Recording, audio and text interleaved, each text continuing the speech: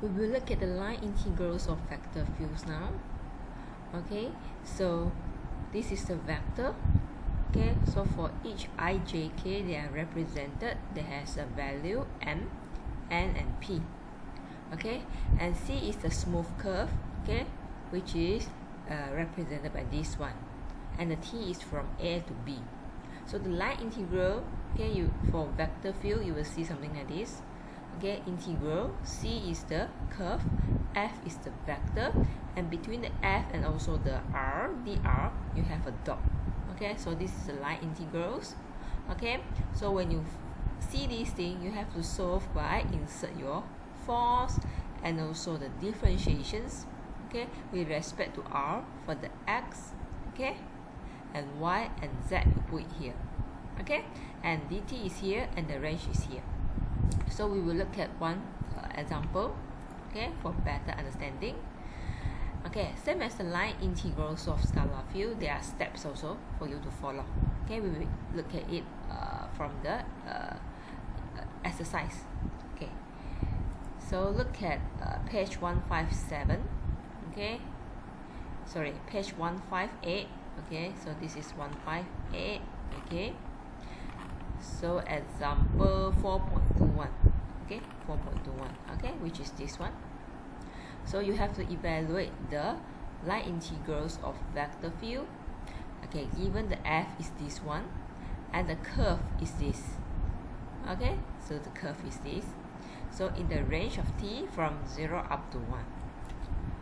Okay, so f, the r, 0 up to 1 here. Okay, so here you have to compare the given r, okay, with the general formulation of the r. So this one will always be the same, okay, in every questions for line integrals of vector field. So for r, okay, it is represented by xi plus yj. So now we compare the r given by the questions, okay, and the general equations with the general equation of r. Okay, so for this comparison, my x is equivalent to exponent power t, and my y is equals to exponent negative power t.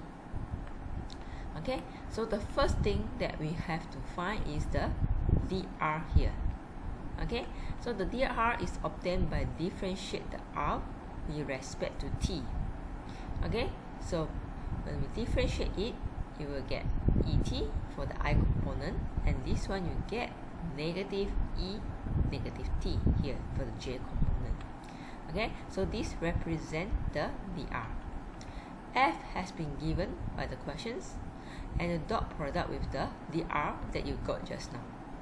Okay, when you check, you found that here you have x and y, but here is t. Okay, so our ultimate intention is to change, okay, the integrals to a variable that has only t.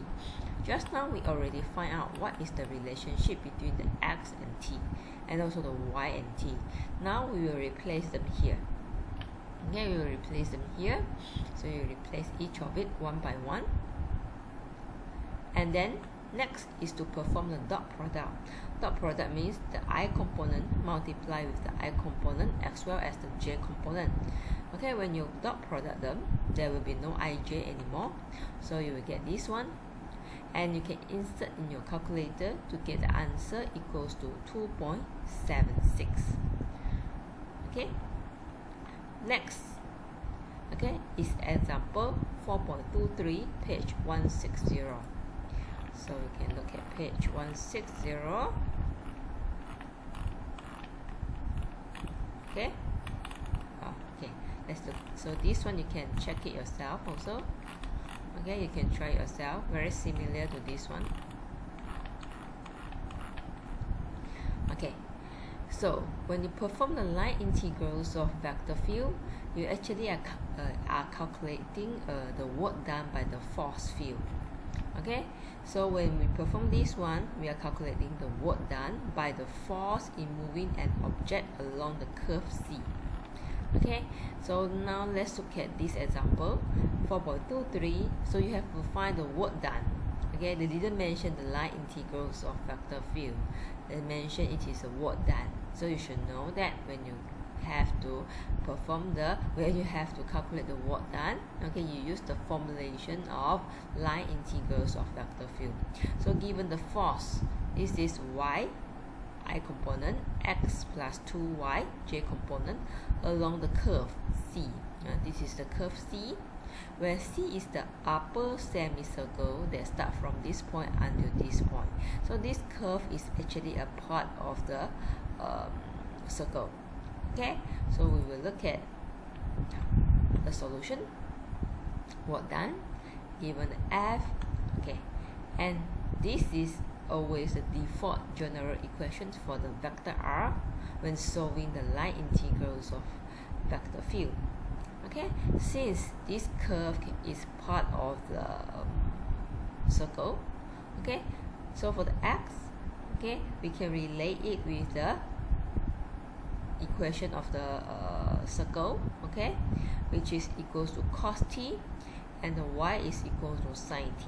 Okay, this is also the transformations, okay, from an x to theta, right? X to theta, because the radius is equals to 1 and 1 here. Okay, so for the x, I can represent it by this one, y represent it by this one. Okay, so for the dr, it will be the differentiation of cos t. Okay, you get negative sin t, and for the j component, differentiate sin t, we get cos t. Okay, so in this case, okay, in these questions, it is not as direct as the previous question, because the t is not given, so we have to find the t ourselves. Okay, we have to find the t ourselves. Okay, so look at our initial point and also the ending point. Initially, my x is 0. After that, my x become 1. Okay, as for my y, initially it is 1, and after that become 0. Okay, so when I replace my x 0, I get my t pi over 2, and then I replace my x equals to 1, I will get my t equals to 0. So I found that my t interval will be from pi over 2 until 0. Okay, so here, same thing, we replace the f into the integral, okay, and change all the x and y variable to its equivalent equation. Okay, and then this is the dr you get just now, and you insert the interval, okay, and perform the calculations. You can press calculator for all these things. Okay, if you want to do it manually, the step will be very long and it will take you a lot of time, and it is also very easy for you to make mistake. So please press calculator. You get this one, and the final answer is -1. One more example, page 161, exercise 4.24. So you can look at 4.24. Okay, 4.24, this one. Okay, so you have to find the work done, okay, which is the line integrals of vector field by force field. Okay, this is the force field on a particle move from this point to this point along different curve. Okay, very similar to the exercise that we try in line integrals of scalar field. Okay, there are different paths here, okay, from the starting point to ending point. C1 is a straight point, is a straight line, right? And C2 is a curve, okay, quadratic curve, and C3 is a piecewise curve, okay, part by part. So we will look at it. C1 first, okay. C1, the equations, okay, of the curve C1 has been given by the questions. If the question didn't give you the equation of C1, you have to find it yourself. Okay, so this is the work done. Always start from the vector r. Okay, always start from the vector r. So for this case, I'm not going to change the x and y both to t. Okay, I can change, okay, or the function, the vector r, okay, so that it is only represented by x or y. Okay, so in this case I decide to change my y to be x, okay, by referring to the line, straight line equation here. So x I will remain, y I will change it to this one. So when you check this thing, you will find that okay, there is only one variable here, which is x. Okay, after that, to find the dr, I have to differentiate it with respect to x, no more t. Okay, now as we have only one variable x, so dr dx will give us this one. Okay, so for the x, we can check its interval. Okay, it is from 0 and up to 2. Okay, and I insert my f, I insert my dr here, and I insert the interval. I can perform the calculation and get the answer value equals to 10. Okay, for the b, okay, this is a curve represented by quadratic equations. This is the f, okay, this is the vector r, general equations. So for this case, my y is not 2x anymore, because it is a quadratic curve. So my y will become x squared. I perform the differentiation with respect to x. I get 1 and I get 2x here. So this is my f dot product with the dr. Insert the same interval. Okay, pressing the calculator, I can get my answer, same, 10. Okay, 10. And look at the last one. Okay, so last one is a piecewise curve. Okay, from this point until this point, and then move in this way. So I have path 1, path A, and also the path B. Okay, so we have to look at it one by one. So for the path A, the x is always 0, am I right? And the y, oh sorry. So for the y equals to 4 is for the path B.